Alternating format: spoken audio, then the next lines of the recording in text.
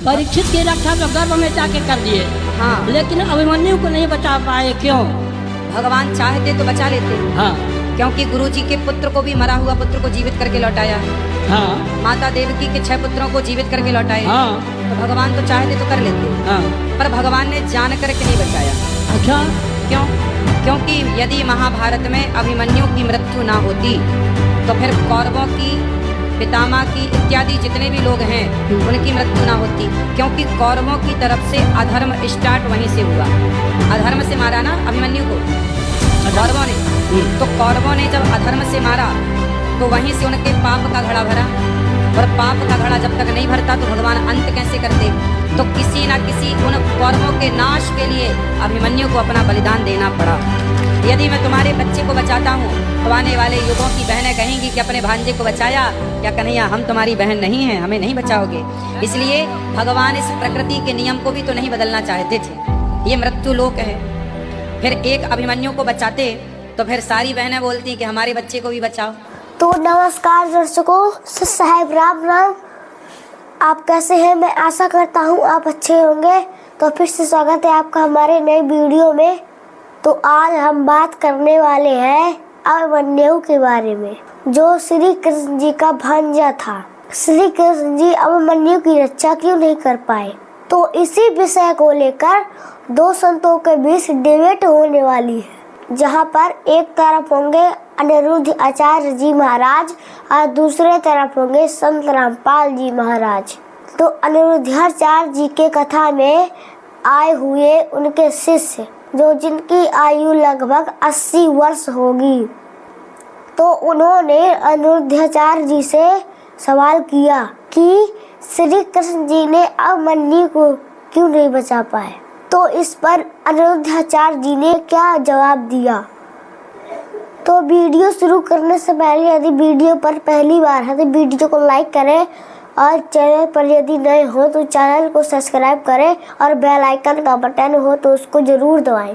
तो आइए सुनते हैं सबसे पहले अनिरुद्धाचार्य जी के विचार।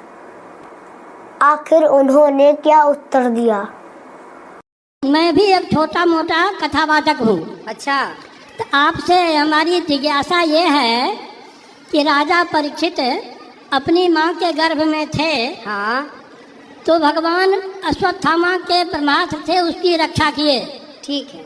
लेकिन वहीं उनका भांजा अभिमन्यु को भगवान क्यों नहीं बचा सके? परीक्षित की रक्षा तो गर्भ में जाके कर दिए, हाँ, लेकिन अभिमन्यु को नहीं बचा पाए। क्यों? भगवान चाहते तो बचा लेते। हाँ क्योंकि गुरुजी के पुत्र को भी मरा हुआ पुत्र को जीवित करके लौटाया है। हाँ माता देवकी के 6 पुत्रों को जीवित करके लौटाया। हाँ तो भगवान तो चाहते तो कर लेते, हाँ। पर भगवान ने जान करके नहीं बचाया। अच्छा, क्यों? क्योंकि यदि महाभारत में अभिमन्यु की मृत्यु ना होती तो फिर कौरवों की, पितामह की इत्यादि जितने भी लोग हैं उनकी मृत्यु ना होती। क्योंकि कौरवों की तरफ से अधर्म स्टार्ट वहीं से हुआ। अधर्म से मारा ना अभिमन्यु को कौरवों ने। तो कौरवों ने जब अधर्म से मारा तो वहीं से उनके पाप का घड़ा भरा, और पाप का घड़ा जब तक नहीं भरता तो भगवान अंत कैसे करते? तो किसी ना किसी उन कौरवों के नाश के लिए अभिमन्यु को अपना बलिदान देना पड़ा। क्योंकि कई बार आपने देखा होगा, बड़ी मछली को फंसाने के लिए मछली का ही दाना डाला जाता है। हाँ। कांटे में मछली को ही ना डाला जाता है, तब बड़ी मछली छोटी मछली को खाने आती है और फंस जाती है। तो अभिमन्यु वो छोटी मछली बन गए, जिस छोटी मछली के चक्कर में सारे बड़ी बड़ी मछलियां फंस गईं, और सबने उस चक्कर में अधर्म किया। अभिमन्यु को मारने के लिए सारी हदें पार कर दी कौरवों ने। भगवान ने कहा अच्छा मार लो, तुम हमारे एक को मारोगे ना, हम तुम्हारा सर्वनाश कर देंगे, तुमने अधर्म किया है ना। यदि अभिमन्यु ना मरते तो फिर ये बताओ, फिर दुर्योधन कैसे मरता? दुर्योधन की जांघों पे बाण प्रहार किया गदा का, तो दुर्योधन की जांघों पे गदा नियम, गदा युद्ध का नियम था कि आप जांघों पे नहीं मार सकते। बलराम जी ने इसका विरोध किया था। तो भगवान ने बलराम जी को यही तो समझाया था कि इस दुर्योधन ने निहत्थे अभिमन्यु को मारा, तो जब इसने अधर्म किया तो इसके लिए भी अधर्म होगा। अधर्मी को अधर्म से मारना, हर बार अभिमन्यु का उदाहरण दिया गया। तो भगवान ने खुद चाहा कि अभिमन्यु की इतनी ही आयु थी, और सच बताएं अभिमन्यु इतने के लिए ही आए थे, इस लीला के लिए ही आए थे। इसलिए भगवान ने कहा कि बहन यदि मैं तुम्हारे बच्चे को बचाता हूँ तो आने वाले युगों की बहनें कहेंगी कि अपने भांजे को बचाया, क्या कन्हैया हम तुम्हारी बहन नहीं हैं, हमें नहीं बचाओगे। इसलिए भगवान इस प्रकृति के नियम को भी तो नहीं बदलना चाहते थे। ये मृत्यु लोक है। फिर एक अभिमन्यु को बचाते तो फिर सारी बहनें बोलती कि हमारे बच्चे को भी बचाओ। तो भगवान फिर प्रकृति के नियम से, जो मृत्यु लोक बना है उस नियम से भगवान कैसे समझौता करते। इसलिए मृत्यु लोक में सबको मरना है, तो इसलिए भगवान ने नहीं बचाया कि देखो भाई कल आप ना रोना कि जब आपके परिवार में कोई जाए, देखो भगवान बोले कि मेरा भी भांजा गया, इस मृत्यु लोक में आए हैं तो मरना पड़ेगा। इसलिए इस मृत्यु लोक की मृत्यु को सार्थक भी तो बनाना था। भगवान ही अपने बनाए नियम बदलते तो फिर लोग आरोप लगाते ना कि वाह अपने भांजे के लिए तो आपने तोड़ दिया नियम, तब ये मरा है तो इसके लिए भी आप तोड़ो। इसलिए भगवान ने कहा कि जो कर सकते थे, गुरु जी का बेटा जिंदा करके दिखाया कि देखो मैं मनुष्य नहीं भगवान हूँ। माँ के वचन को काट नहीं सकते थे, इसलिए उनके 6 पुत्रों को जीवित किया, लेकिन जितना कर सकते थे उतना किया। बाकी अभिमन्यु की इतनी ही आयु थी। बहुत बहुत धन्यवाद। तो वीडियो में आपने देखा कि किस तरह अनिरुद्ध 4 दिने गोल गोल घुमाकर उसको चुप करा दिया। ये चीज उसके समझ में आई हो ना आई हो ये मुझको नहीं पता, लेकिन अब देखें संत रामपाल जी महाराज जी के विचार। श्री कृष्ण जी ने अभिमन्यु को क्यों नहीं बचा पाए, तो इसकी पूरी जानकारी संत रामपाल जी महाराज के तत्व ज्ञान से सुने।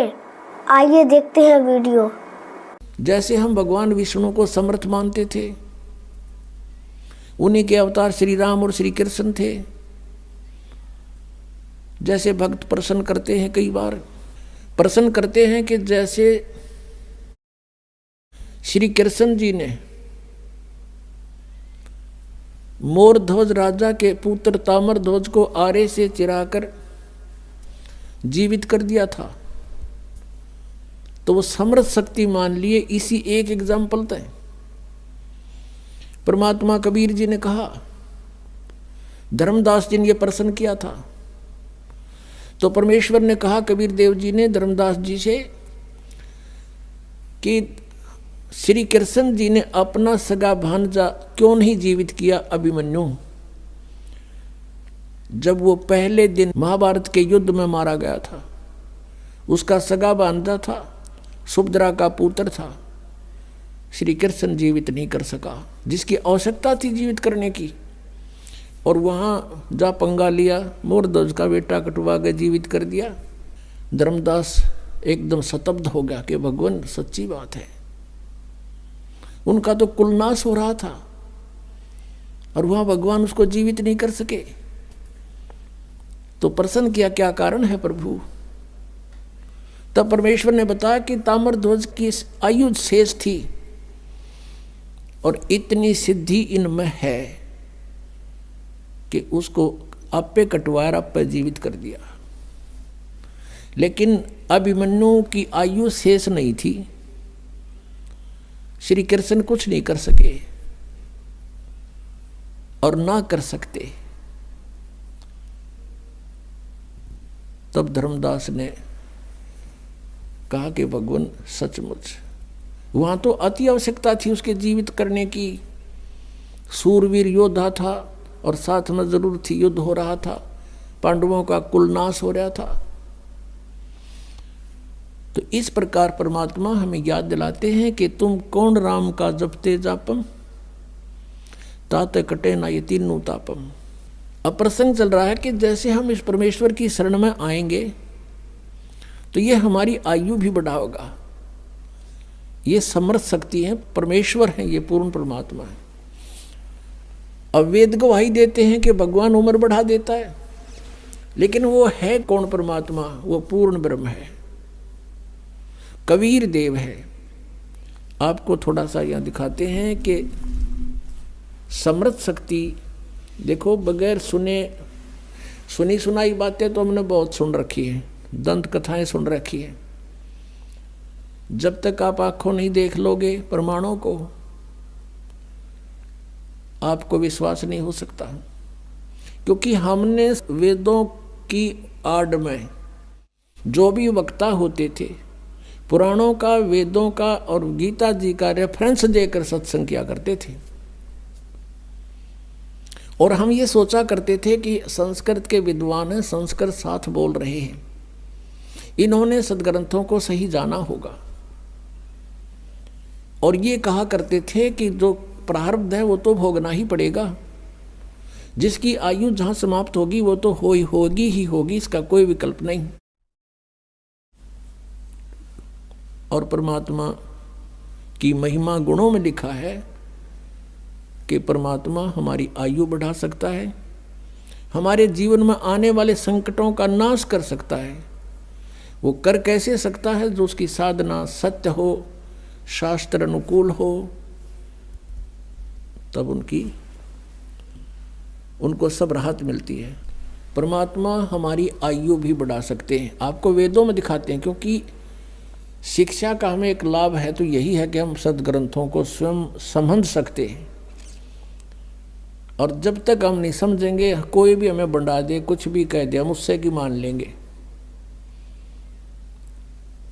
जिस कारण से आज तक हम यह भटक रहे हैं, अरे नकली संतों के पीछे लटक रहे हैं। तो वीडियो देखकर आप समझ ही गए होंगे कि संत रामपाल जी महाराज जी ने क्या बताया। अब मन्यु की आयु शेष नहीं थी। ये श्री कृष्ण जी उर्फ विष्णु जी, वह ये तीनों देवता ब्रह्मा विष्णु शिव, इनमें इतनी पावर नहीं कि किसी की आयु बढ़ा दे। जितना जिसके भाग्य में है उतना ही ये दे सकते हैं, और ये किसी के भाग्य में हस्तक्षेप नहीं कर सकते। ये इनकी जीवनी पुराणों में लिखा हुआ है और संत रामपाल जी महाराज जी ने खोलकर सारा कुछ दिखा दिया है। तो दोस्तों, वीडियो अच्छी लगी है तो वीडियो को ज़्यादा से ज़्यादा शेयर करें और अपनी राय कमेंट बॉक्स में ज़रूर दें। आज के वीडियो में इतना ही, मिलते हैं किसी नेक्स्ट वीडियो में। तब तक के लिए नमस्कार, जय हिंद, जय भारत।